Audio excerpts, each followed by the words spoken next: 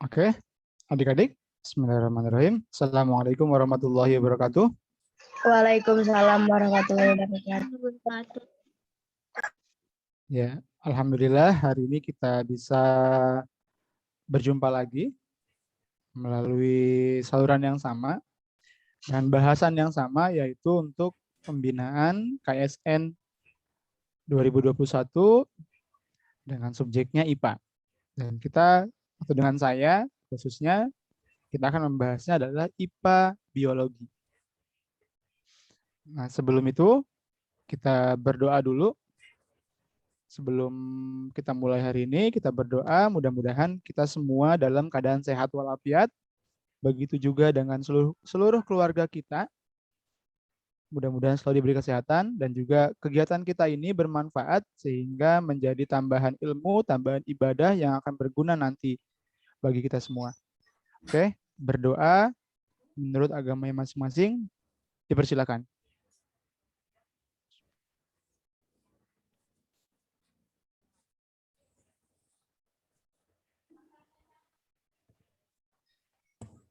Oke, selesai. Oke, saya mau menyapa satu-satu. Alif Tia, gimana kabarnya Alif Tia? Sehat?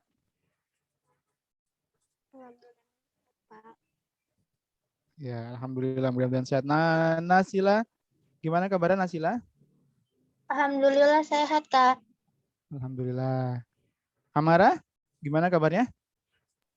Alhamdulillah sehat, Kak. Alhamdulillah. Nabila, gimana? Sehat? Alhamdulillah sehat, Kak. Alhamdulillah. Daniel, sehat? Oh. Keisha, Salsabila, gimana kabarnya? Alhamdulillah baik, Kak. Ya. Daniel, kayaknya ada masalah di mikrofonnya deh. Oke, kalau semua udah siap, udah sehat, udah siap, kita akan mulai.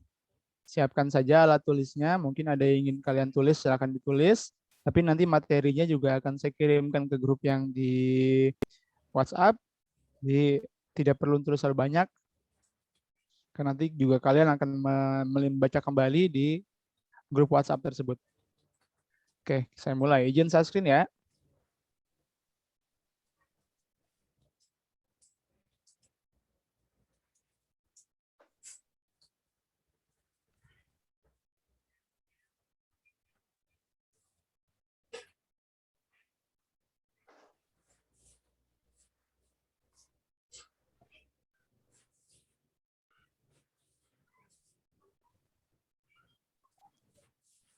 Oke, coba direspon apakah sudah terlihat tampilan share screen saya?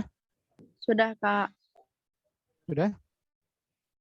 Oke, jadi ini materi yang lanjutan kemarin. Kita masih pembahasan soal dari yang kalian telah kerjakan. Sekaligus nanti juga ada pengayaan atau pendalaman materinya. Karena nanti ada beberapa materi yang memang bukan di SMP, tapi adanya di SMA.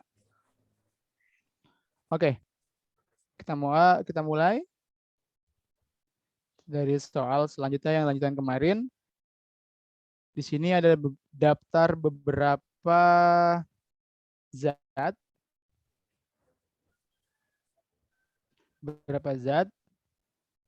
Ada air gula, perak, air raksa, natrium klorida, sirup, natrium hidroksida, Fe, MgCl2, air garam, NH4OH, timbal, air kelapa. Nah, dari data yang di atas tersebut, kira-kira mana yang termasuk kelompok senyawa? Nah, ini materi kelas 8. Ada yang namanya unsur, ada yang namanya senyawa, ada yang namanya campuran. Ada yang tahu apa itu unsur?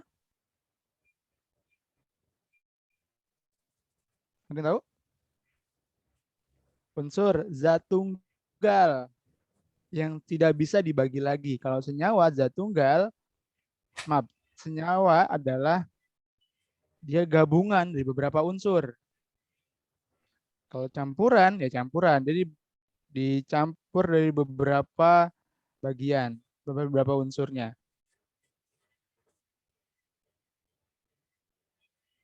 Ini pilihan ganda kemarin. Nah, ini saya akan bertanya satu.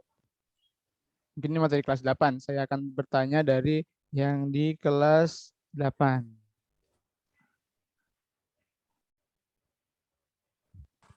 Nabila, Nabila, Nabila. Air Ya, gula termasuk senyawa bukan? enggak. Ya, tahu deh. Bukan. Dia termasuk apa? Yang mana ya, bentar. Masuk apa dia? Jadi ada unsur, senyawa, campuran, larutan. Juga namanya larutan. Unsur, senyawa, atau larutan? Kalau air gula apa?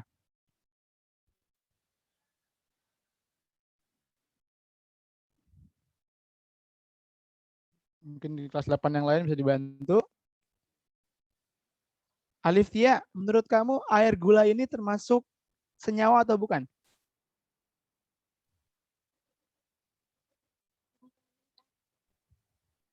Halo?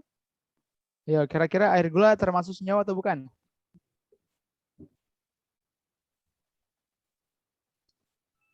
Air gula. Jadi ada campuran air sama gula.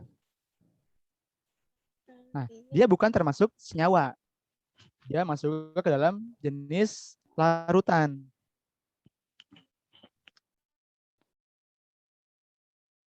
Oke. Kalau perak, unsur, senyawa, atau larutan? Perak. Kak, jawabannya A. Jawabannya A. A. Senyawa. Nah, kalau saya bilang tadi, yang air gula ini adalah larutan. Dia bukan termasuk senyawa. Berarti bukan yang A dong. Nah, yang benar yang mana? Yang benar jawabannya adalah yang C. Kenapa yang C? Nah, karena tadi air gula larutan, perak unsur, air raksa unsur juga. Kalau raksanya sendiri dulu unsur. Sebentar, tutup. Nah, NaCl baru. NaCl ini termasuk senyawa, natrium klorida, biasanya ada di garam. Sirup ini bukan, karena dia termasuk larutan. Tadi air gula bukan, perak bukan, air raksa juga bukan. Nah, natrium hidroksida, ada natrium, ada N, ada H. Ini termasuk senyawa. Fe atau besi ini termasuk unsur. MgCl2. Nah, ada magnesium, ada klor. Nah, dia termasuk senyawa. Air garam termasuk larutan. NH4OH. Ini ada N, ada H, ada O, ada H. Nah, ini termasuk senyawa juga. Timbal atau Pb ini termasuk unsur. Jadi bukan senyawa. Air kelapa larutan. Jadi yang benar adalah yang C. Nah, perlu kita dalami deh. Coba kita bahas dulu untuk materi tentang unsur, senyawa, dan campuran.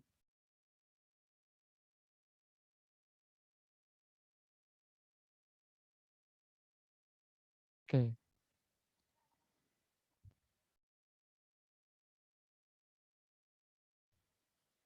Oke. Materi yang ini terlihat belum? Unsur, senyawa, dan campuran.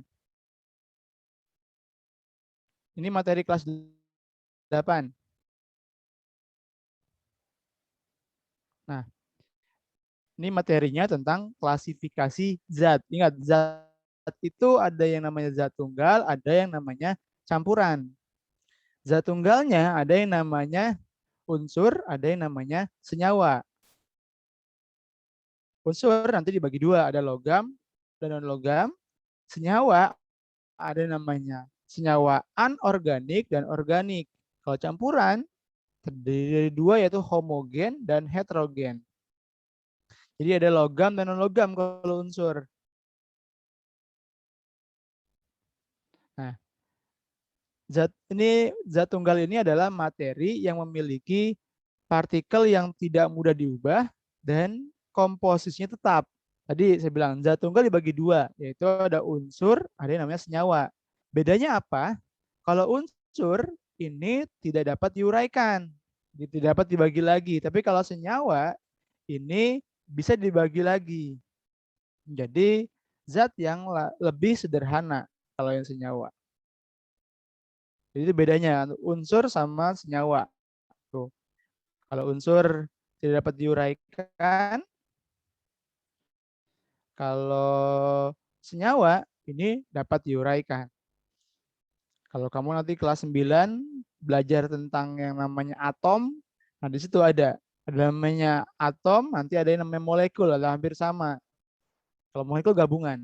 Nah, sama senyawa pun ini bisa dari zat tunggal tapi gabungan sehingga bisa diuraikan.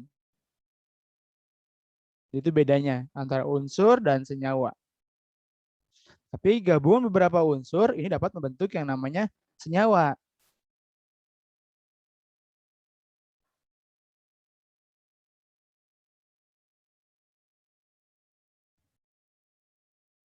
Nah, tadi unsur itu ada dua jenis, yaitu logam dan non-logam.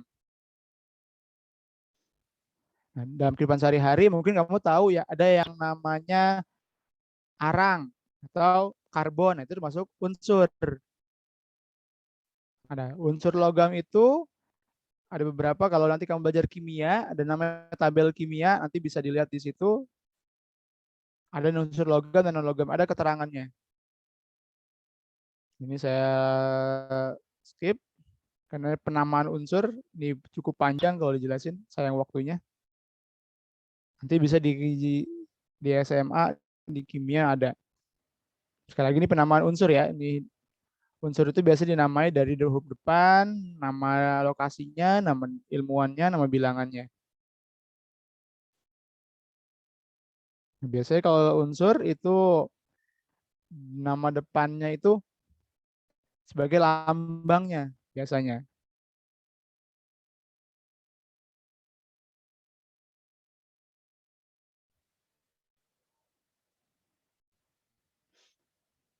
Ini unsur yang non logam. Nah, biasanya non logam ini wujudnya dalam bentuk gas biasanya, tapi ada juga yang bentuk padat, tapi biasanya dalam bentuk gas.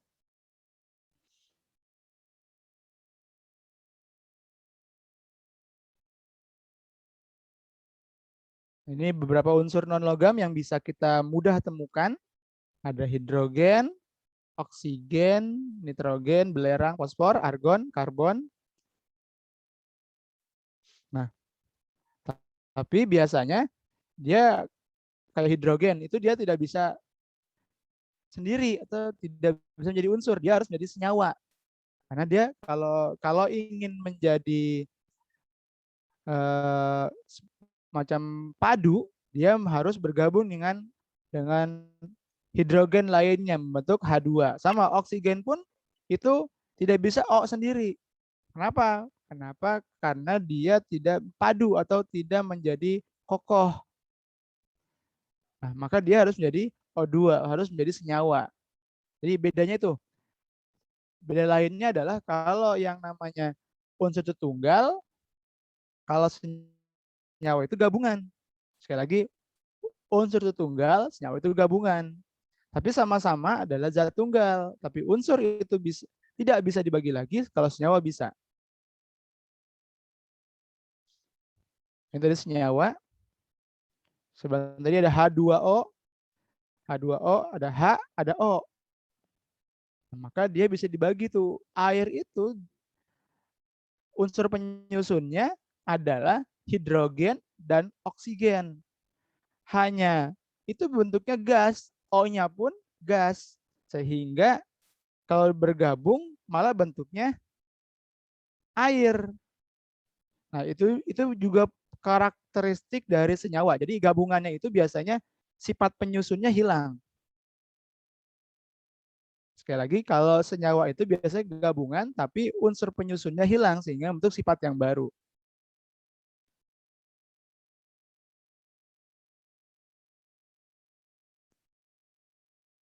Oke, ada senyawa organik, ada senyawa anorganik. Seperti kamu tahu, organik itu pasti biasanya berasal dari makhluk hidup. Kalau anorganik itu bukan. Biasanya pengertiannya seperti itu. Tapi sebenarnya senyawa organik ini dibangunnya oleh atom karbon. Jadi ada unsur karbonnya. Atau dikenal juga dengan istilah namanya hidrokarbon. Kalau yang anorganik, ini tidak ada unsur karbonnya.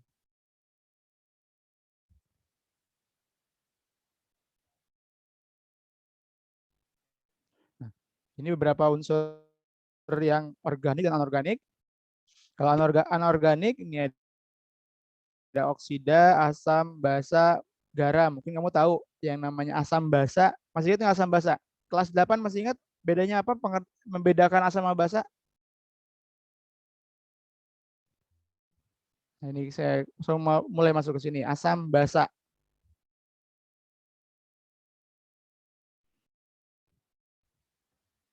Ada asam, basa, dan juga ada garam.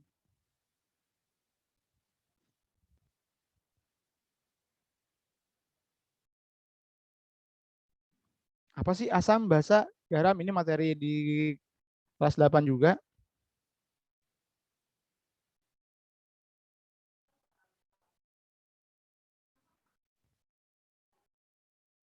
Sorry, maaf, kembali ke tempat yang tadi lagi.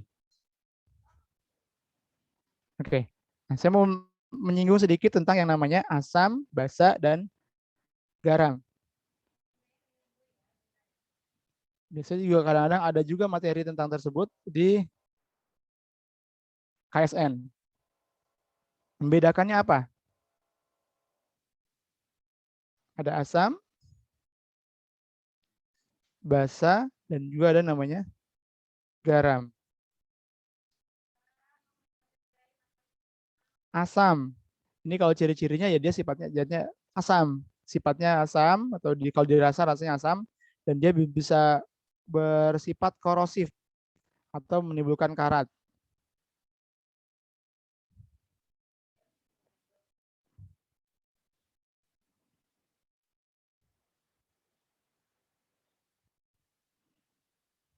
Dan dia bisa merubah lakmus biru. Ingat, biasanya pakai kertas lakmus. Jadi kalau indikatornya lakmus, ini dari lakmus biru menjadi merah.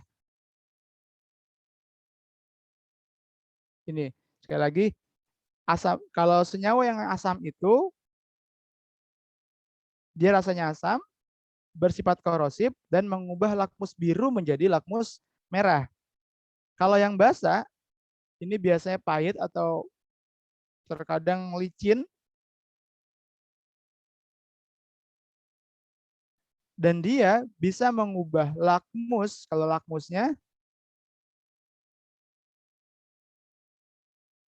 lakmusnya ini dari merah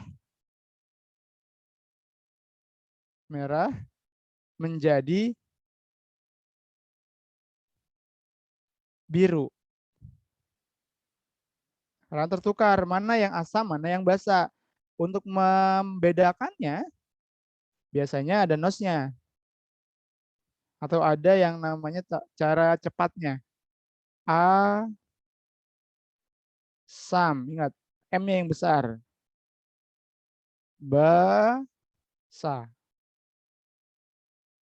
Asam, M-nya yang besar, basa, B-nya yang besar. Artinya, kenapa saya tulis seperti ini? Kalau yang sifatnya asam, hasilnya warnanya merah. Jadi hasil kertas lakmusnya. Di kertas lakmus biru jadi merah. Ingat, biru menjadi merah, asam. Kalau basa, ini kertas lakmus merah menjadi biru. Ingat, hasilnya warnanya biru. Ini untuk membedakan mana yang asam, mana yang basa. Biasanya larutan asam, larutan basa ini dibedakannya dengan kertas lakmus kalau pada soal. Oke, jangan lupa sekali lagi asam, basa. Asam hasilnya warnanya merah, basa hasilnya warnanya biru. Nah, kalau garam ini dia sifatnya netral. Dan dia biasanya kalau misalnya kalau gabungannya ini adalah gabungan dari larutan asam dan juga basa. Jadi kalau larutan asam sama basa digabungkan itu hasilnya netral atau garam. Nah, ini reaksinya namanya reaksi netralisasi. Wah, ini materinya kimia. Netralisasi.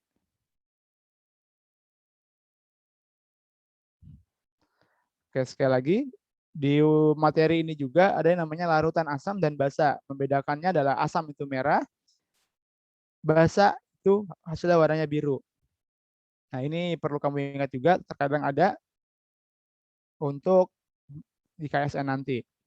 Oke, silakan kalau mau di screenshot silakan. Oke, sampai sini ada yang mau tanyakan nggak tentang unsur, senyawa, larutan? Ada yang mau tanyakan? Halo, guys, jangan tidur. Ada yang mau tanyakan nggak? Enggak, Kak. Nggak. Oke, saya mau nanya kalau begitu. Nabila, tadi apa unsur?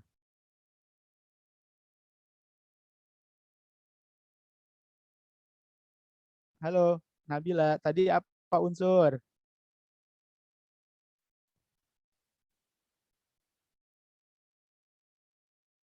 Atau di kelompok ini unsur itu nomor berapa aja, Nabila? Apa, Kak? Di kelompok yang 1 sampai 12 ini unsur itu yang mana aja? Aduh, gambar ya. Bentar. Coba. Kan ada air gula, perak, raksa, natrium klorida, sirup, natrium hidroksida, Fe, MgCl, air garam, NH4OH, timbal, air kelapa. Kira-kira yang mana yang unsur? Di pertanyaan saya ganti. Yang manakah yang unsur?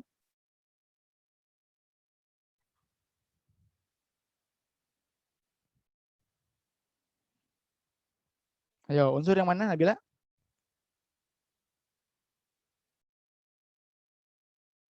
Atau yang lain? Yang lain. Unsur itu yang mana? Yang C, Pak. Hah? Apa Mara? Unsur yang mana nomor berapa? Yang C, yang 4, 6, 8, dan 10. Itu senyawa. Yang Oh saya iya, tanya iya. adalah unsur. Unsur. Yang mana yang unsur? Nah, jadi saya ubah pertanyaannya. Yang manakah yang unsur? Ada unsur, ada senyawa, ada larutan. Kira-kira yang mana yang unsur? Yang A, Pak. Enggak, nomor berapa aja? Enggak, dari kan ada air gula, perak, raksa, natrium klorida, sirup, dan lain-lain tuh. Ada 12. Kira-kira yang nomor berapa yang unsur? Nomor berapa yang unsur? Nomor 2. Nomor 2. Oke, good. Nomor berapa lagi? Asla, nomor berapa lagi?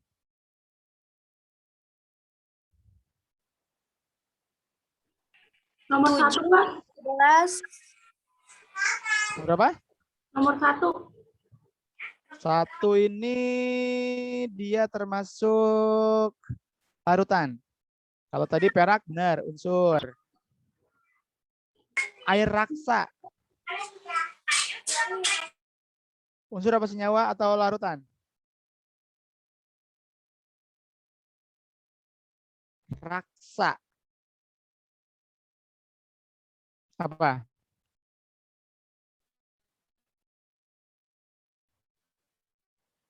Nah,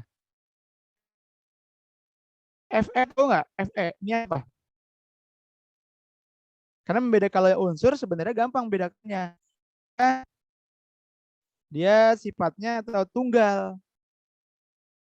Karena Fe ini sebenarnya satu, bukan F sama F, tapi Fe ini satu. Dia termasuk unsur. Timbal juga sama unsur, dia lambangnya Pb. Unsur juga. Air kelapa sama sirup larutan, air garam juga larutan. Oke, jadi unsur, senyawa, campuran. Sekali lagi, unsur itu zat tunggal yang tidak bisa diuraikan atau tidak bisa dibagi lagi. Kalau senyawa zat tunggal, tapi masih bisa dibagi lagi. Dia biasanya gabungan dari beberapa unsur. Tapi senyawa itu membentuk zat baru yang sifatnya pun baru atau tidak seperti unsur penyusunnya. Kalau larutan ya larutan, dia gabungan dari beberapa senyawa, itu larutan.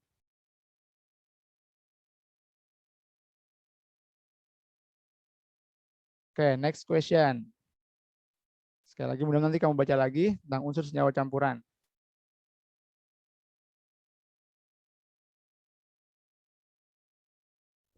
Oke, materi selanjutnya, ini soal selanjutnya, ini sama kelas 8 juga, tentang yang namanya gerak.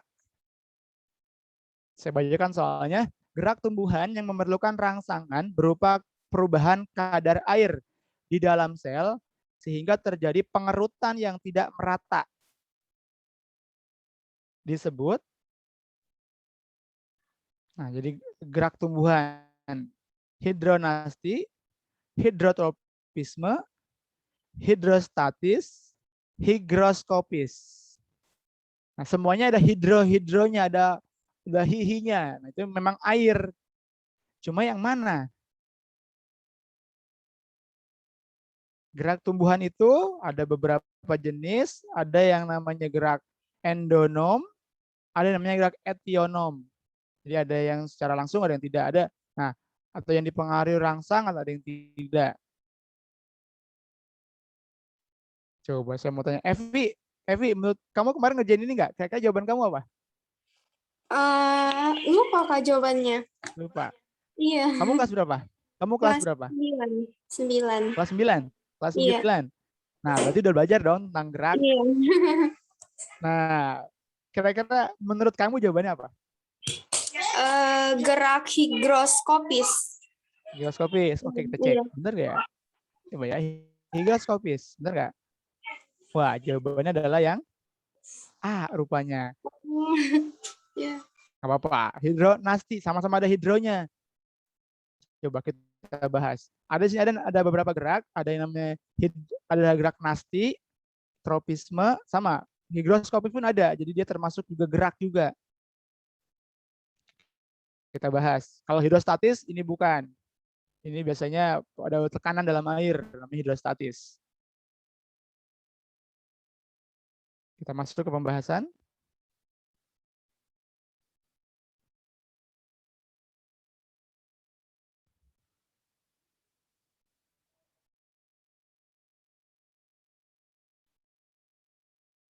Nah, ini gerak pada tumbuhan dibagi di beberapa, ada 3. Ada gerak higroskopis, ada gerak esionom, ada gerak endonom. Nah, tadi jawaban Evi higroskopis. Apa sih emang higroskopis? Nah, mungkin yang kelas 8 belum belajar nih, kelas 7 belum belajar. Apa sih higroskopis?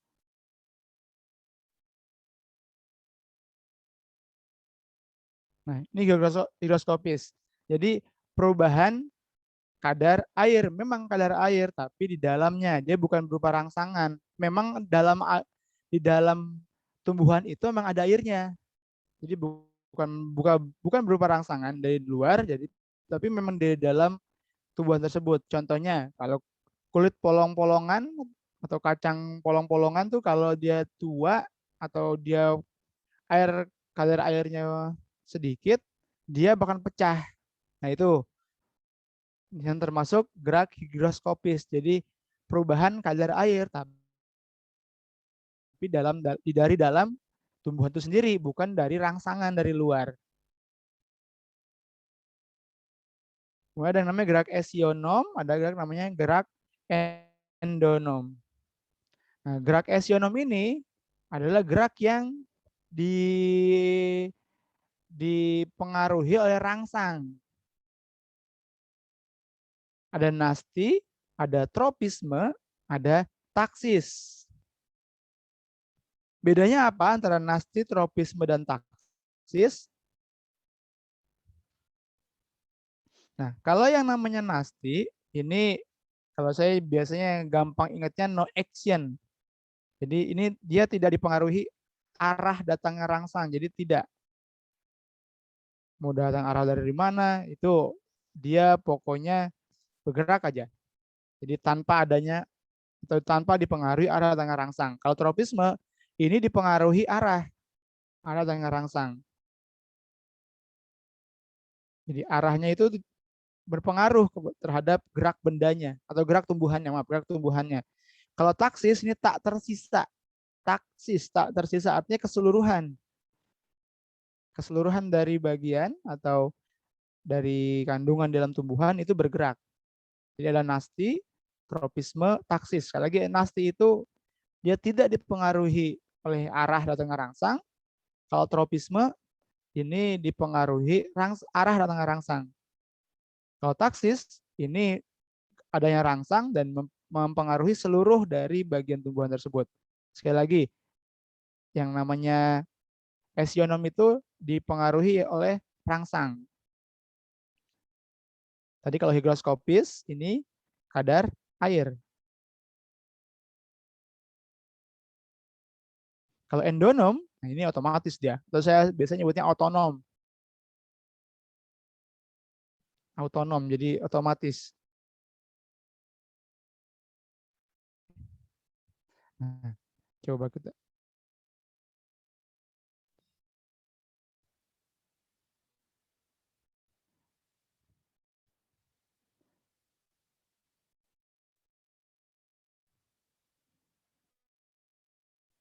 Nah, tadi ini gerak esionom ini gerak yang dipengaruhi rangsang dari luar. Ada yang berupa cahaya, ada yang berupa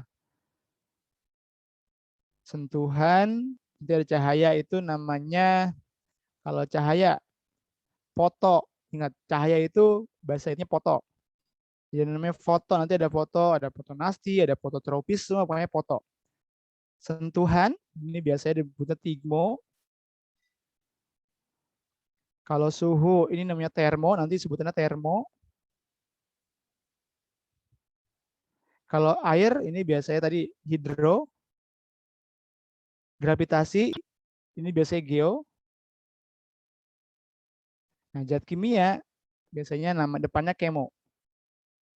Nah, jadi kalau cahaya itu biasanya foto, sentuhan tigmo, atau bisa juga seismo, getaran, suhu termo, air itu hidro, gravitasi geo, zat kimia, kemo. Nah, ini rangsangan yang dari luar, dan dia termasuk tadi esionom. Ingat, foto itu cahaya, tigmo itu sentuhan. Jadi biar gampang membedakan dari jenis-jenisnya, dari nama depannya biasanya. Foto, cahaya. Oh, kalau tigmo itu sentuhan atau getaran.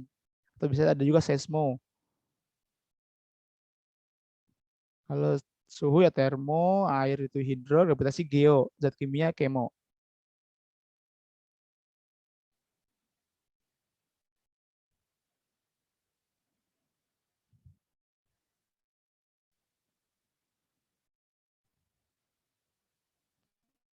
Oke, tadi sudah yang gerak esionom. Jadi sekali lagi gerak esionom itu dipengaruhi rangsang. Nah, tadi ada cahaya, ada air, ada sentuhan, ada gravitasi, ada kimia. Nah, tadi dibagi tiga lagi, nasti, tropisme, taksis. Coba saya mau tanya dulu, tadi udah saya sedikit ulas. Masih ingat nggak kalian tadi yang saya omongin? Coba. Nah, nasila. Tadi bedanya apa sih? Nasti, tropisme, sama taksis? Kalau nasi dipengaruhi datangnya rangsangan. dipengaruhi arah atau tidak? Gitu deh, dipengaruhi arah atau tidak? Tidak dipengaruhi. Kalau Dipengaruhi. Kalau tropisme? dipengaruhi arah rangsangan. Arah. Kalau taksis?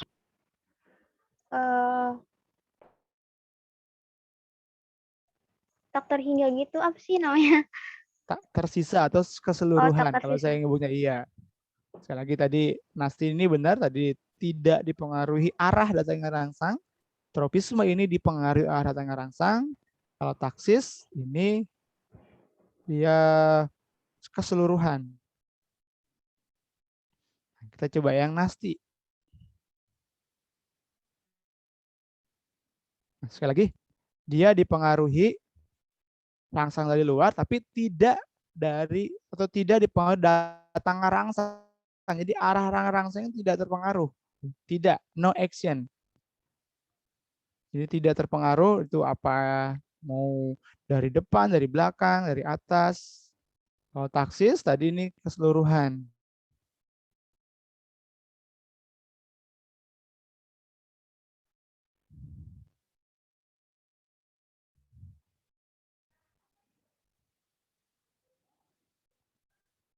Nah, Nasti itu dibagi lagi tuh. Contoh-contohnya nih ada menutup daun putri. Itu kalau yang menutup daun putri malu namanya niktinasti. Tapi saya kurang setuju dengan niktinasti. Niktinasti ini biasanya gara-gara malam. Kalau daun putri malu ini dia termasuk ke seismo sebenarnya. Ini ada kesalahan presentasinya. Karena saya ngambil dari Google, saya cari, oh bukan. Sebenarnya kalau daun putri malu bisa niktinasti, kalau malam memang dia nutup. Tapi kalau disentuh, itu jenisnya seismonasti. Jadi bukan cuma niktinasti, tapi bisa juga seismonasti. Karena daun putri malu kalau kamu sentuh, dia nutup juga. Selanjutnya ada lagi yang menutupnya daun Venus. Jadi Venus itu kayak tadi, kalau yang nggak tahu Venus, ini yang tadi yang ada tumbuhan yang di dalamnya tuh ada serangga. Nah ini namanya Venus dan dia kalau ada serangga masuk kan ada sentuhan tuh dia bakal bergerak nutup sehingga serangga tersebut terperangkap. Sama ini kalau niktinasi ini malam. Jadi night. Kalau saya gampang itu night. Night itu malam.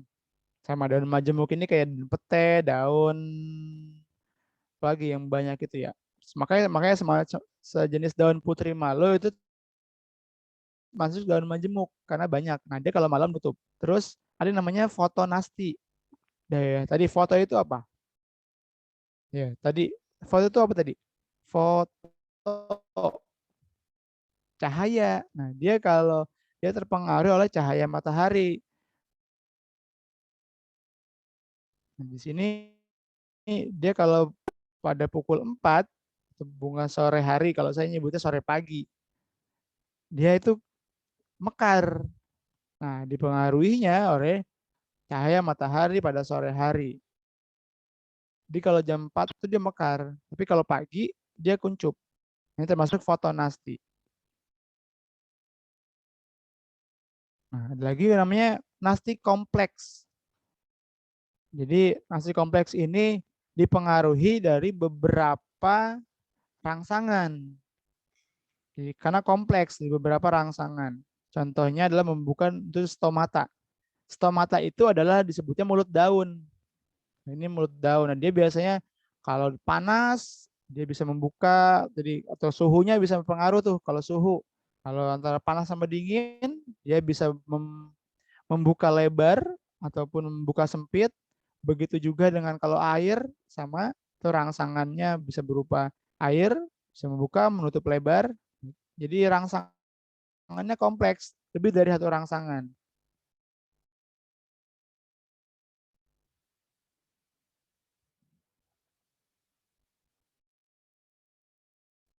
Nah, tadi itu nasti. Nih beberapa contoh nasinya tadi. Selanjutnya tropisme. Sekali lagi, tropisme ini dipengaruhi arah datangnya rangsang. Beberapa contoh, ada gerak batang ke arah cahaya. Jadi kalau di gambarnya, dia ngikutin cahaya mataharinya kemana, itu tumbuhannya ke situ geraknya. Tuh. Jadi dia mengarah ke datangnya cahaya matahari. Nah, ini termasuk fototropisme karena rangsangan dari sini, dari jendela cahayanya. Cahaya dari jendela, maka dia bergerak ke arah jendela tersebut. Nah, ini termasuk fototropisme. Kemudian ada namanya gerak akar ke dalam. Nah, ini ada geotropisme. Ada geotropisme ini dibagi dua. Ada yang namanya geotropisme positif, ada yang geotropisme negatif. Kalau yang positif, dia mengikuti arah gravitasi. Jadi contoh yang ini nih, akar kan ke bawah, gravitasi juga ke bawah atau ke pusat bumi. Maka dia termasuknya positif. Tapi kalau pertumbuhan tunasnya itu kan ke atas atau dia melawan dari arah gravitasi. Nah, maka dia termasuknya, kalau pertumbuhan tunas yang ini, dia termasuknya geotropisme negatif. Tapi kalau akarnya selalu ke bawah, maka ini geotropisme positif. Jadi sekali lagi, geotropisme ini gara-gara gravitasi dibagi dua. Ada geotropisme negatif, kalau itu dia berlawanan dengan arah dari gravitasi, jadi dia ke atas. Tapi kalau yang positif, itu searah dengan gravitasi, atau dia bergerak ke bawah.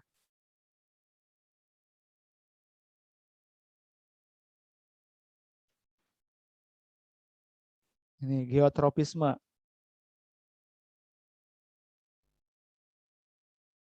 Kemudian ada yang namanya tigmotropisme. Jadi dia karena membelitnya mengikuti dari misalnya ada pagar nih, ada pagar, terus ada yang seluruh tanaman. Nah, maka dia ngikutin dari pagar tersebut bergeraknya. Nah, ini misalnya tuh. Jadi kalau ada pagar atau ada batang, nah dia kan seluruhnya ini mengikuti bergeraknya ke arah dari kayu atau pagarnya. Bisa pada sirih, pada tumbuhan kacang-kacangan, nah itu masuk tigmotropisme. Kenapa? Karena dia berupa sentuhan. Jadi tigmo itu sentuhan. Jadi kalau dia kayunya ke atas ya ke atas, bawah ya ke bawah.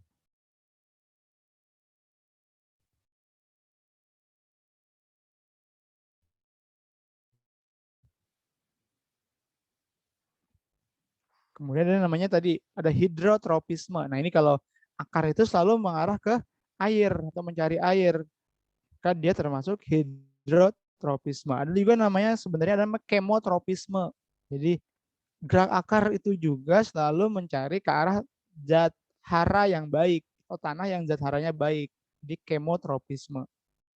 Nah, tadi tropisme ada poto, ada geo, ada tigmo, ada hidro, ada juga kemo. Selanjutnya taksis. Nah, kalau ini gerak pindah yang dilakukan oleh organisme. Makanya dia satu bagian di seluruhnya bisa menjauhi atau mendekati datangnya rangsang. Nah, ini contoh gerak taksis. Contohnya adalah kalau pada sel tumbuhan Elodea, organel kloroplasnya berbeda antara saat sebelum disinari matahari dan setelah disinari matahari. Jadi kalau misalnya mataharinya datang dari arah kanan, maka organel kloroplas ini bergerak juga ke arah kanan. Jadi mengikuti datangnya rangsang tersebut, tapi keseluruhan, jadi seluruhnya. Ini namanya gerak taksis.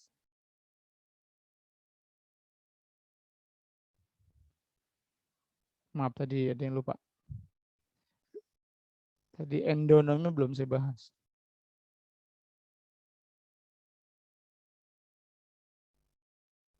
Endonom belum tadi. Endonom belum.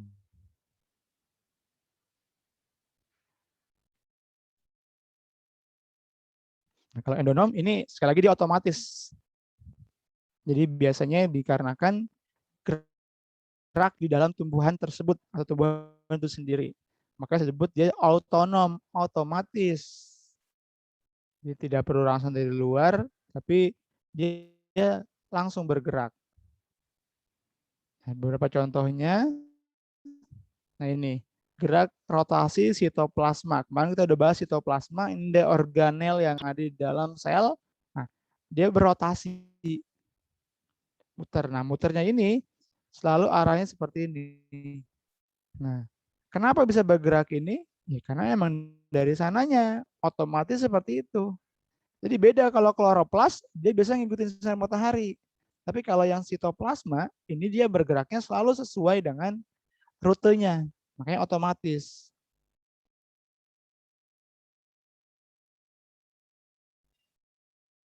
Kemudian juga nih protosperma sel tanaman. Nah, dia kalau misalnya sperma juga termasuk. Sperma selalu mendatangi dari ke ovum. Nah, itu selalu.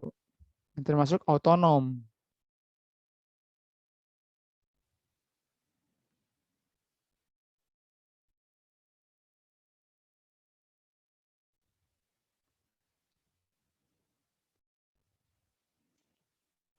Oke.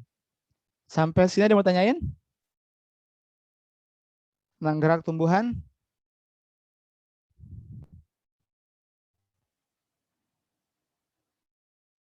Coba saya mau review sebentar. Saya tanya ya, beberapa orang di sini kan saya tanya. Gera frabda.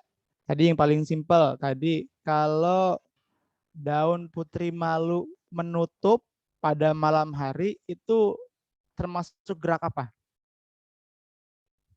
Gera. Gera frabda. Coba tadi kalau putri malu menutup pada malam hari. Atau yang lain kira-kira apa? Nama geraknya apa? Niktinasi bukan Kak? Niktinasti, ya pintar. Niktinasti. Terus kalau, saya mau tanya lagi, kalau yang tumbuhan itu mengarah ke arah sinar matahari, nama geraknya apa?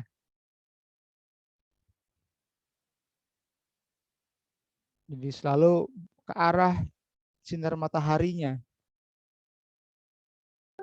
Fotonasti? Ingat, ke arah berarti dia termasuk tropisme. Dan karena rangsangnya berupa cahaya matahari, cahaya tadi apa? Foto.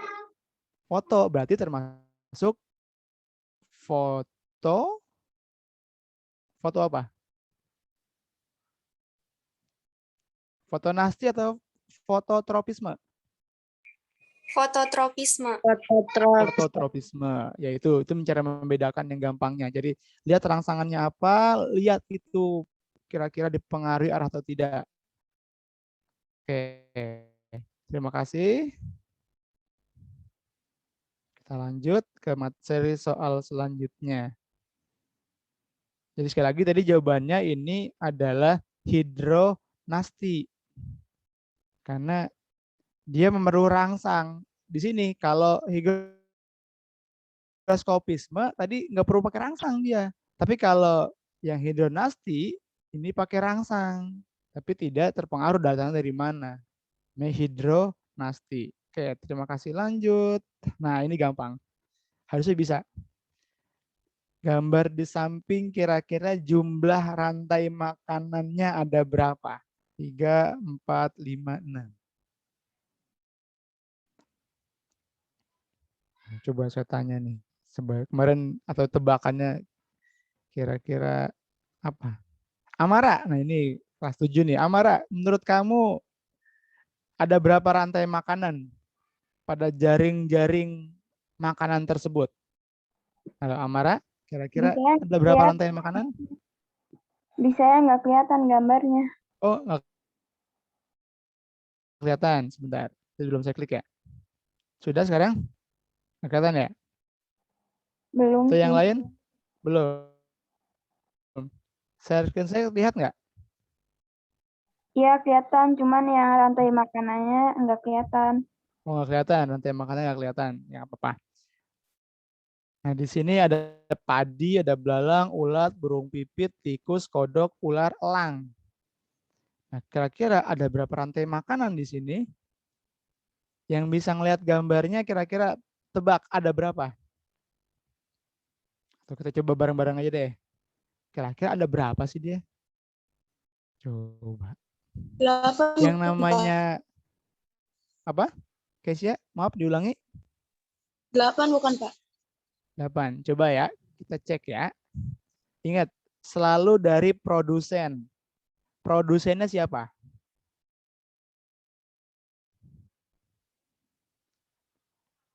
Produsennya di sini adalah padi. Produsennya padi.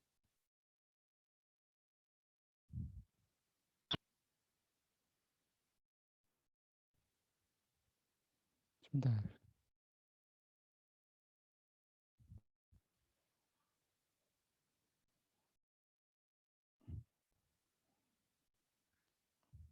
Nah,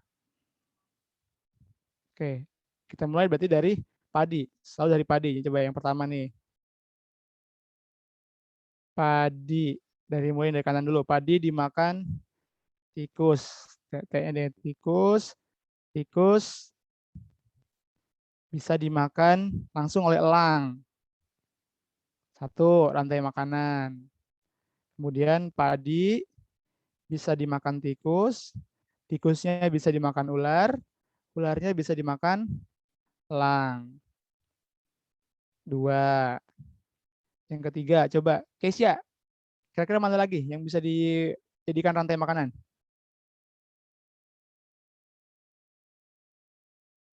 Padi dimakan belalang. Nah, belalang bisa dimakan burung pipit. Burung pipitnya bisa dimakan ular. Ularnya bisa dimakan elang. Itu tiga. Empat. Padi bisa dimakan belalang. Bisa dimakan kodok. Kodoknya bisa dimakan elang. Terus padi bisa dimakan belalang, bisa dimakan kodok, kodoknya bisa juga dimakan ular, baru dimakan elang. Yang keenam, padi bisa dimakan ulat, bisa dimakan burung pipit, bisa dimakan burung pipitnya, bisa dimakan ular, ularnya bisa dimakan elang. Nah, ini ada lagi nggak kira-kira? Nggak ada lagi. Jadi di sini yang bisa menjadikan rantai makanan itu berjumlah 6. Atau ada lagi? Ada yang menemukan yang lain? Kira-kira coba benar tepat nggak? Padi dimakan belalang, ulat, burung pipit. Nah, ulatnya nggak mau burung pipitnya ular, ularnya makan elang. Nah, ini namanya rantai makanan. Kalau satu-satu namanya rantai makanan. Nah, kumpulan dari rantai makanan namanya jaring-jaring makanan. Kemudian dan yang di sini ada beberapa jenis nih. Coba saya mau, mungkin kamu pernah belajar di SD, pernah belajar. Kalau misalnya tikusnya diburu oleh petani, kira-kira apa yang terjadi pada elang?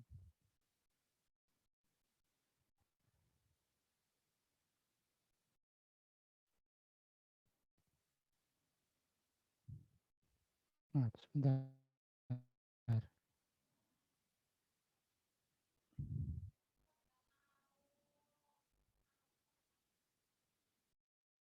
Oke, sekarang pertanyaan saya ubah nih.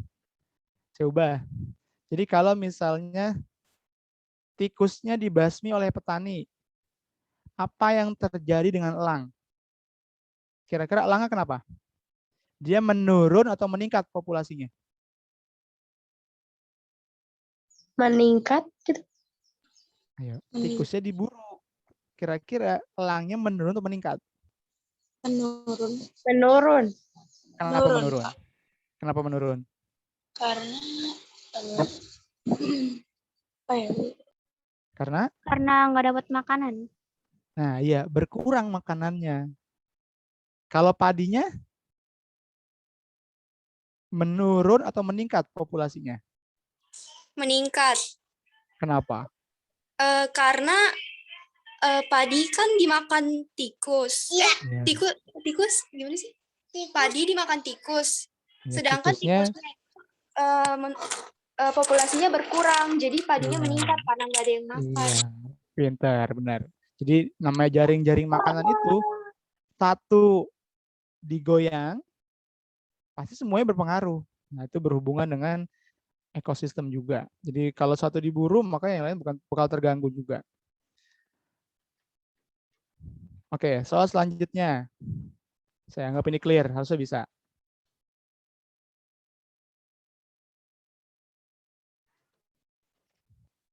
Ini udah. Nah, sekarang ini. Masih hubungan dengan ekosistem. Di sini ada hidrilla, plankton, burung bangau, ikan. Kira-kira apa yang terjadi jika ikan ditangkap secara berlebihan? Ikan menurun, hidrilla turun.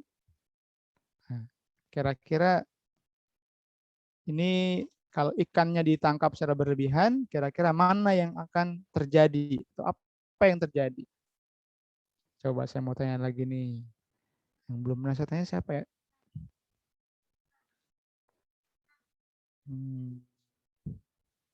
Coba deh. Aliftia, menurut kamu jawabannya apa?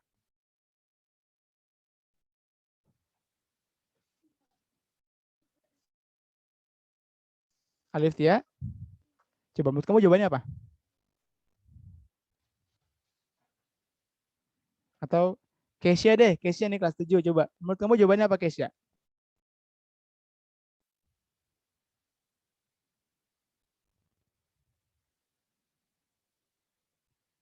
Ya, nggak ada suaranya.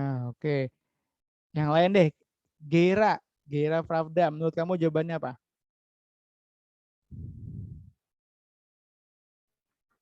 Gak ada soalnya, Pak. Nggak kelihatan. Dilihat. Oh, nggak kelihatan. Bentar. Kelihatan nggak? Belum, Pak. Masih soalnya nomor 12. Oh, masih nomor 12. Saya udah ganti padahal. Coba saya stop sekarang dulu deh.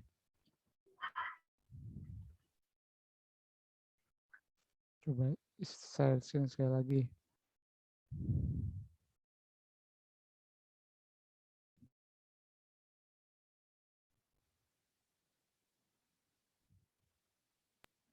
Sekarang lihat. Sudah terlihat belum? Udah, Kak. Sudah.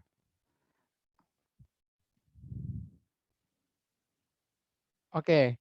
Kalau yang ini kira-kira apa jawabannya? Tadi Nabila deh, Nabila.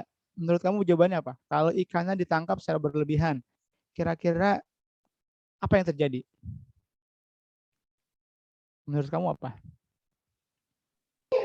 Populasi plankton naik, populasi burung bangau turun. Alasannya? Iya. Ya benar, jawabannya itu planktonnya naik, burung bangaunya turun. Kalau kita bikin rantai makanan, yang jadi produsen siapa? Ya, Nabila, yang jadi produsen siapa? Plankton. Nah, di sini ada hidrilla. Hidrilla ini dia juga sebagai produsen.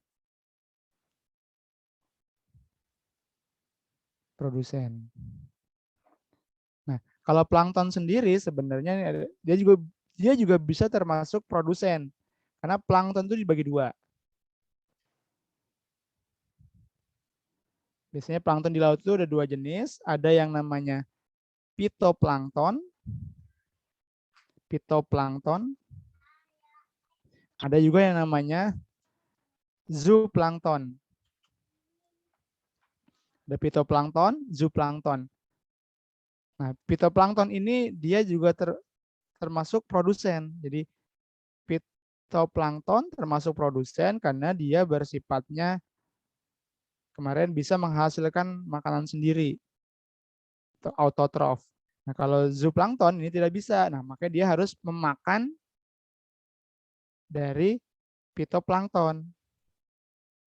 Nah, makanya kalau plankton di sini, tapi plankton ini pasti dimakan oleh ikan. Jadi ikan itu tidak memakan hidrilla karena dia jenisnya bukannya herbivore, ikan di sini adalah karnivor. Jadi dia makannya phytoplankton atau zooplankton. Nah, ikan nanti dimakan burung bangau. Jadi rantai makanan seperti ini tadi benar, kalau ikannya diburu ya planktonnya banyak. Bangaunya pasti turun karena makanannya habis. Oke, mantap sekali Nabila. Jadi benar jawabannya yang C. Oke, lanjut ke soal selanjutnya.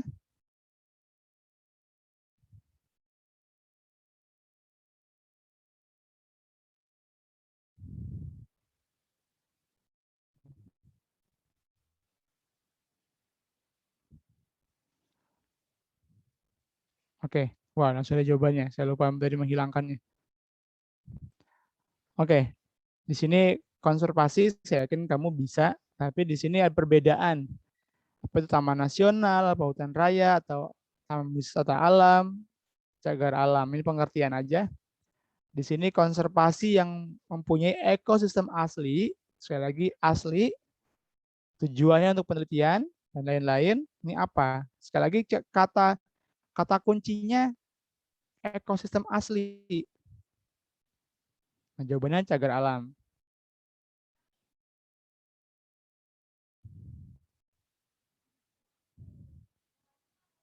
Nah, kalau taman nasional, benar deh ekosistem asli, tapi dibuatnya secara zonasi. Jadi beda, ada zonasinya. Hutan raya ini biasanya dibuat atau buatan biasanya. Nah, di sini dia biasanya untuk mengoleksi tumbuhan atau satwa yang baik itu alami atau bukan. Kalau wisata alam, ya jelas dia adalah hutan wisata yang untuk rekreasi karena wisata. Nah, cagar alam tadi ini pasti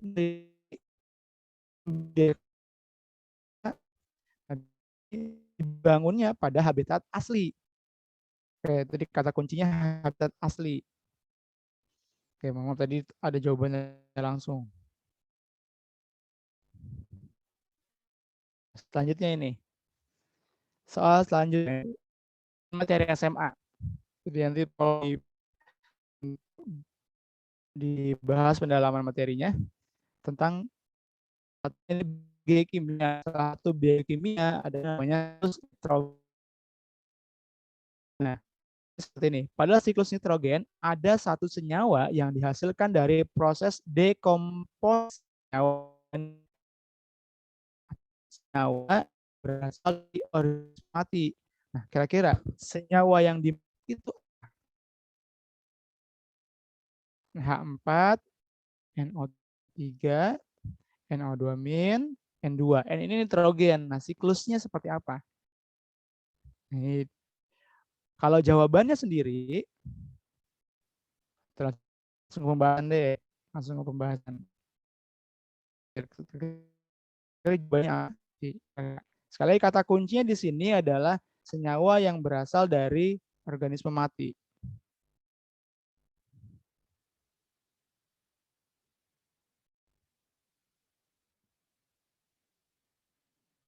Oke, Share screen saya terlihat nggak yang baru tentang siklus nitrogen? Terlihat nggak? Kelihatan, Pak. Ya, oke.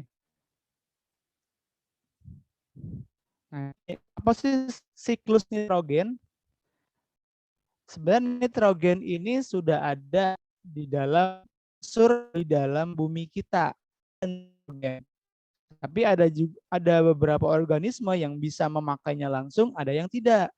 Dan nitrogen ini selalu ibaratnya bersiklus atau berdaur. Kayak kamu pernah dengar namanya daur air, nah itu termasuk biologi kimia. Nah, ada juga namanya daur nitrogen atau siklus nitrogen. Jadi nitrogen itu ada terus, prosesnya itu seperti apa. Nah, itu namanya siklus nitrogen. Jadi siklus nitrogen itu, karena siklusnya itu selalu berputar. Nitrogennya ini dari atmosfer terus bisa digunakan oleh seluruh organisme yang ada di dalam bumi itu melalui siklus nitrogen. Awalnya ya dari atmosfer, tapi setelah itu nanti bersiklus dia.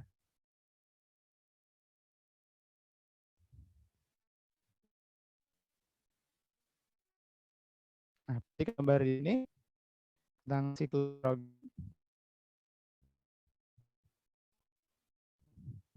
Nah, sekali lagi nitrogen itu atau N2 itu dia berasal dari atmosfer, banyak di atmosfer bumi, banyak nitrogennya. Jadi nitrogen itu kalau kamu mungkin, maka kita nggak bisa ngisi air ban pakai nitrogen yang ada di luar karena kita nggak bisa mengubahnya, mengekstraknya. Nah, dari nitrogen yang ada di atmosfer, kemudian melalui proses turunnya hujan, nah nitrogennya berubah menjadi yang namanya nitrat atau NH3. Jadi melalui hujan, dia nitrogennya berupa nitrat NH3. Nah, NH3 ini nanti diserap dalam tanah, terjadi proses asimilasi. Nah, asimilasinya oleh tumbuhan. Nah, nanti dari proses asimilasi NH3-nya yang diserap oleh tumbuhan akan dimakan oleh herbivora. Nah, herbivora ini akan mengeluarkan senyawa organik yang berupa feses dan urin. Nah, nanti dari feses dan urin dari herbivora tersebut akan diuraikan sehingga menjadi amonium NH4, amonium atau NH4 dan amoniak NH3. Nah, termasuk tadi yang berasal dari sisa-sisa makhluk hidup itu berupa hasilnya NH4 dan NH3. Nah, nama prosesnya namanya adalah mengalami proses nitritasi. Nah, proses nitritasi ini dengan bantuan bakteri Nitrosomonas. Sekali lagi B-nya bakteri. Nah, tadi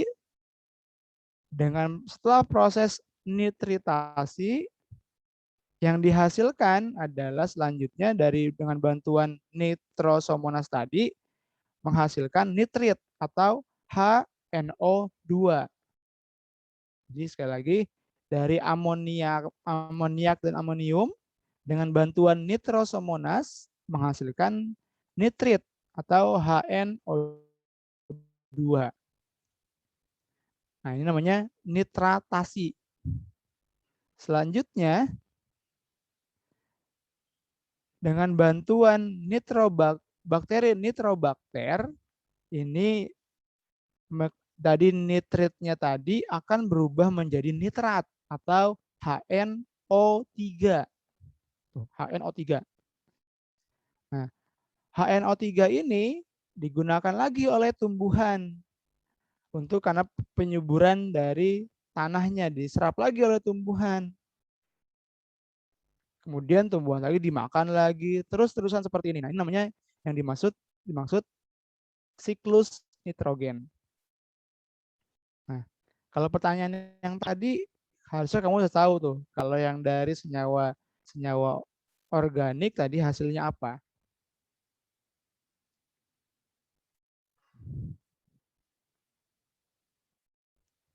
Nah, sekarang kita bahas satu-satu. Tadi ada asimilasi. Kalau di gambar tadi ada namanya asimilasi.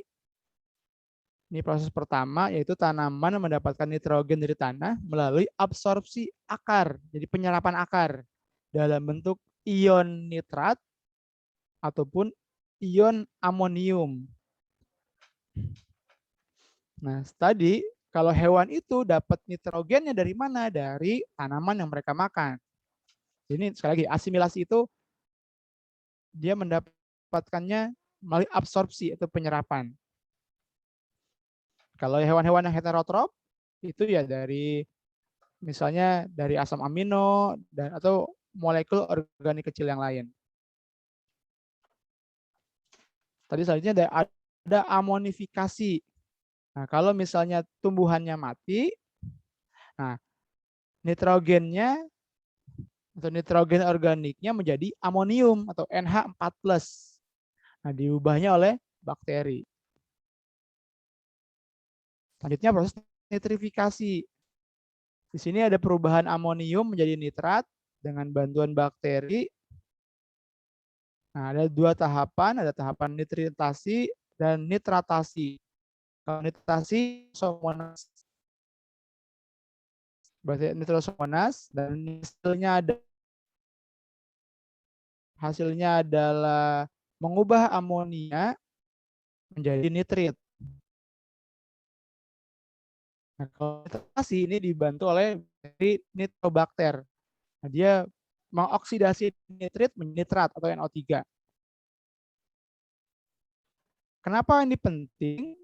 Kenapa si nitrobakter ini penting? Karena dia bisa mengubah nitrit menjadi nitrat. Karena nitrit ini beracun. Kalau misalnya diserap oleh tumbuhan, tumbuhannya itu bisa mati. Ini penting bakterinya. Tadi nitrat, tadi bakteri Pseudomonas dan Clostridium. Nah, balik lagi ke atmosfer. Nah, dia mengalami penguapan. Jadi dari nitrat tadi mengalami juga yang namanya denitrifikasi. Jadi pengubahan kembali nitrat menjadi nitrogen. Nah, nitrogennya nanti hasilnya berupa gas. Sehingga gasnya tersebut akan naik lagi ke atmosfer.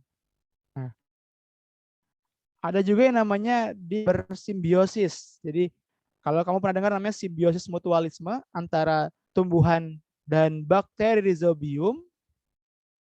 Nah, tumbuhan kacang-kacangan ini akan mengalami fiksasasi. Jadi penyerapan nitrogen melalui kacang-kacang atau kacang-kacangan, tumbuhan kacang-kacangan dengan bantuan tadi bakteri. Nah, ini fiksasi nitrogen adalah proses alam biologis atau abiotik yang mengubah nitrogen menjadi amonia.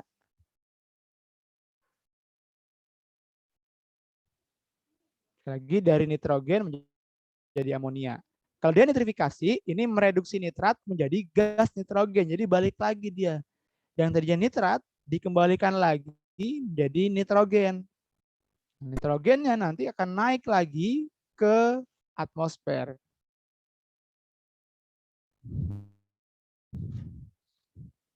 Nah, jadi jawabannya apa tadi? Ayo, kembali ke pertanyaan tadi. Kira-kira kalau senyawa organik yang mati, jawabannya tadi apa? Hasilnya apa?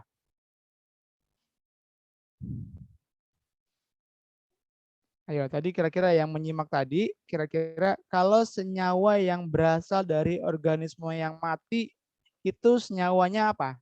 NH4, NO3, NO2, atau N2? Ayo, yang tahu, silakan.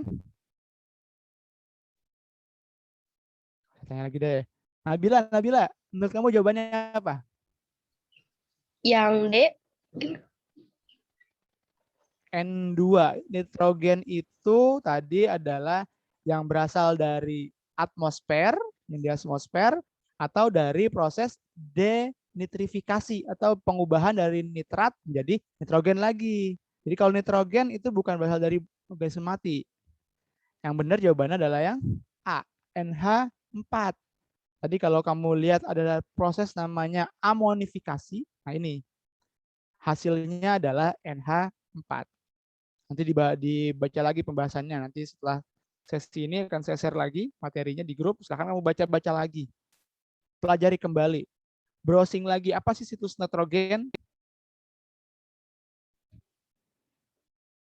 Sekali lagi, situs nitrogen itu cukup kompleks. Tapi makanya harus kamu baca dengan teliti kira-kira proses seperti apa.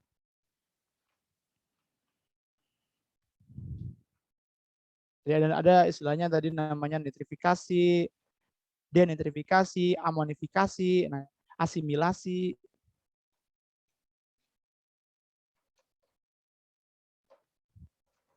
Nah, selanjutnya, soal selanjutnya ini adalah bioma.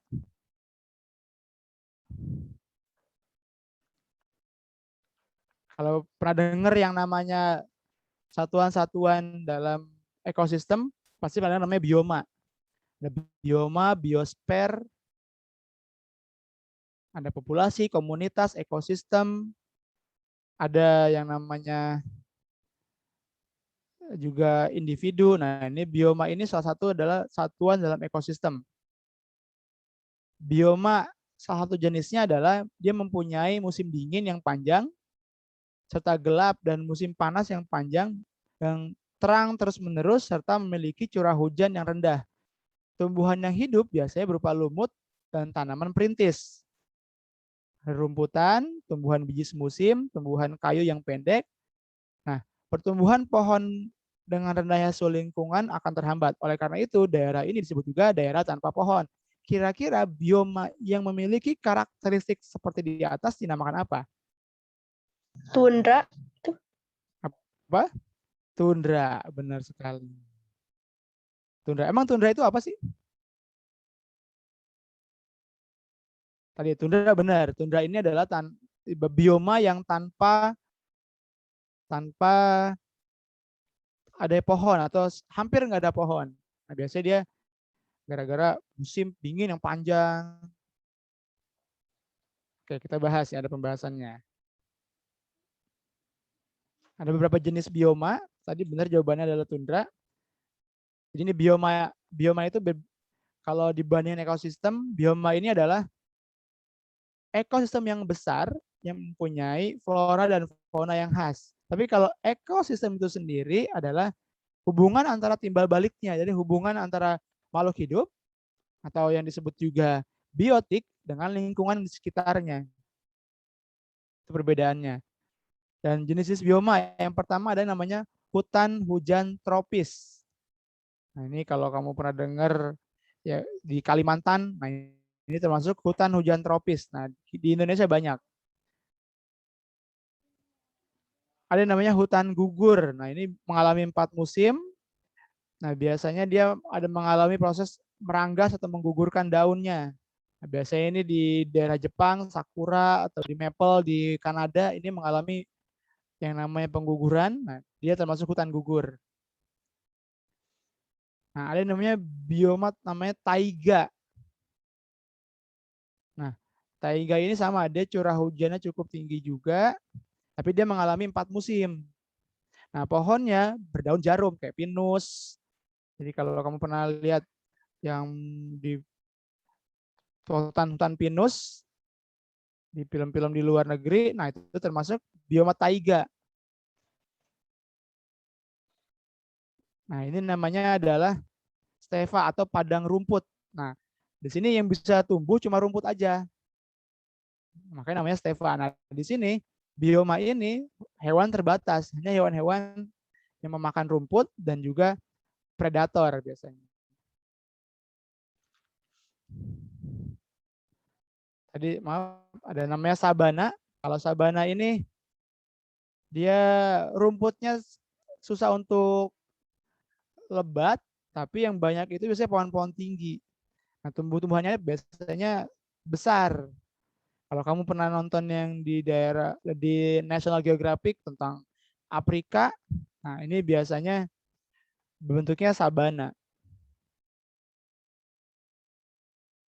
Soalnya ada bioma gurun. Nah, kalau ini udah jelas gurun pasir yang panas biasanya, jadi curah hujannya rendah dan tumbuhan yang bisa hidup di sini biasanya adalah kaktus. Jadi kerajaan kaktusan dan juga beberapa hewan yang memang hidup di gurun. Nah, tadi ini tundra. Tadi benar, tumbuhan yang bioma yang hampir tanpa pohon. Karena di sini biasanya dingin. Jadi tadi sekali lagi, tundra ini adalah yang hampir tidak ada pohon. Kalau sabana tadi adalah yang seperti di Afrika, jadi pohonnya ada tapi pohonnya besar-besar, rumputnya jarang. Oke, lanjut ke soal selanjutnya. Sekali lagi jawabannya tadi A. Nah, ini kemarin nih. Soal yang tentang asal-usul makhluk hidup. Jadi, larva bukan berasal dari daging yang membusuk, melainkan lalat yang hinggap di daging. Nah, kesimpulan ini dulu disimpulkan oleh siapa? Coba, masih ingat nggak? Jawabannya B. Apa? B. Jawabannya? B. B. Nah, teori apa dia? Teori apa namanya? Teori apa? Masih ingat nggak? Kan ada biogenesis, abiogenesis, terus ada evolusi kimia dan evolusi biologi. Nah, kira-kira Teori biogenesis, Pak. apa? Biogenesis. Biogenesis. Genesis. Ya, benar. Benar, jawabannya adalah yang B. Kalau yang kemarin lupa, kalau yang oparin itu, Alexander Oparin ini yang dia mengatakan bahwa kehidupan itu berasal dari laut atau bentuknya primordialitas atau subpurba. Nah, kalau yang ready tadi larva itu masuk karena ada lalat yang hinggap. Kalau nggak ada lalat yang bisa ada makhluk hidup. Dan dia kalau melawan dari teori abiogenesis. Kalau teori ready tersebut biogenesis maksudnya, biogenesis. Kalau Lazarus Spallanzani ini yang kalau kemarin kamu ingat tentang yang semacam tabung atau apa ya, cerek gitulah ya, pokoknya yang seperti angsa. Nah, jadi dia kalau kaldunya itu kena udara, nanti ada organisme di dalam, itu Spallanzani. Nah, kalau Stanley Miller ini senyawa organik sederhana dapat dibentuk menjadi senyawa anorganik dengan energi tinggi. Ini yang ada amonia, ada nitrogen dan lain-lain yang dikenai arus listrik sehingga menjadi mikroorganisme yang baru. Ini yang Miller. Jadi baca-baca lagi.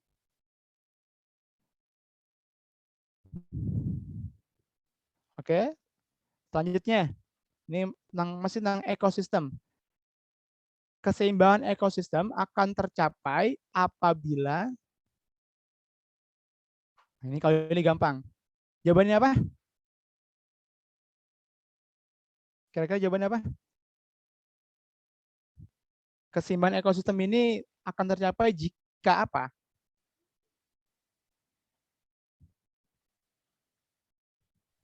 Tidak terjadi gangguan terhadap semua komponen penyusun ekosistem. Tidak terjadi gangguan. Tapi dalam ekosistem sendiri sebenarnya ini gangguan itu pasti ada. Kenapa? Seperti kamu tadi rantai makanan. Pasti ada yang terjadi tuh, terganggu. Misalnya tadi kalau ikannya diburu berlebihan gimana? Nah, kalau berlebihan atau perburuan itu gangguan sebenarnya.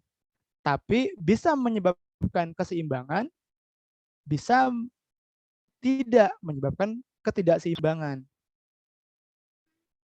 Jadi sekali lagi gangguan itu pasti ada, tapi bisa seimbang ataupun tidak. Nah, di sini, maaf.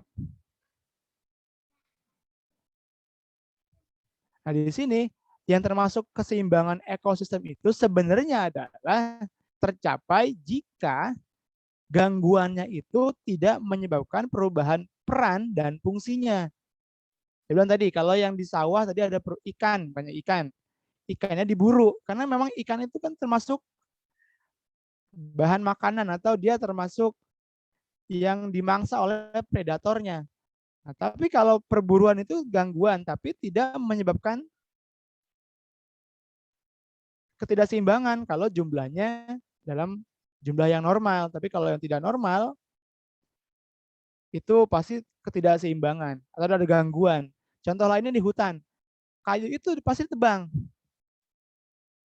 Nah, kayu ditebang, tapi kalau penebangan kayunya secara normal, itu gangguannya masih seimbang ekosistemnya karena kayunya masih ada. Tapi beda lagi kalau kayunya itu atau hutannya dibabat habis, diubah fungsinya, pasti itu akan menyebabkan ketidakseimbangan ekosistem. Jadi ini jawabannya adalah yang D. Jadi gangguannya pasti terjadi, tapi tidak menyebabkan perubahan peran dan fungsinya.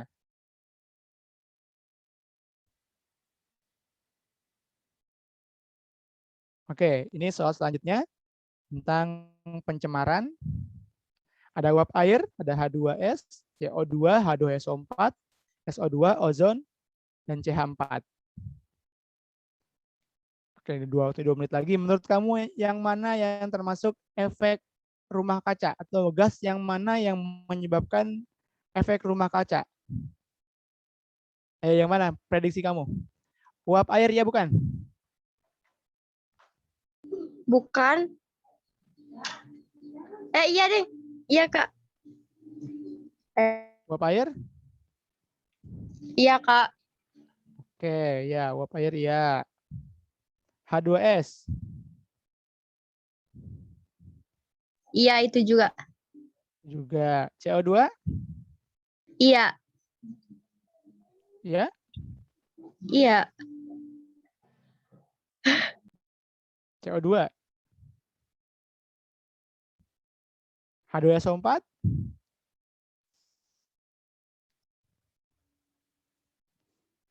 Iya apa enggak? Atau yang mana aja?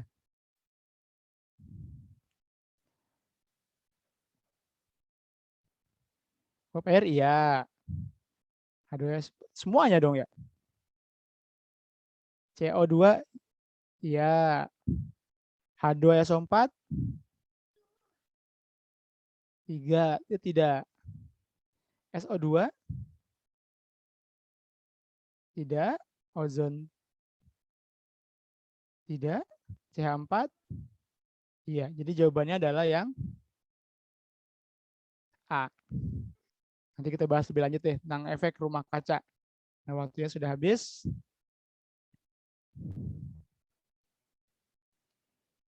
Sudah 14.30. Oke, sampai sini ada yang mau tanyakan? Enggak, Kak. Oke, nanti sekali lagi nanti saya akan kirimkan materinya tentang yang tadi. Selama yang pendalaman materi, silahkan kamu pelajari kembali. Karena sebenarnya adalah waktu yang paling banyak adalah waktu kamu menemukan sendiri. Itu yang paling cepat nempel itu kalau kamu menemukan sendiri. Atau kamu mencari sendiri, itu pasti cepat nempel. Nanti saya akan berikan materinya. Nanti kamu silakan simpulkan sendiri materinya. Pahami sendiri, pahami lagi.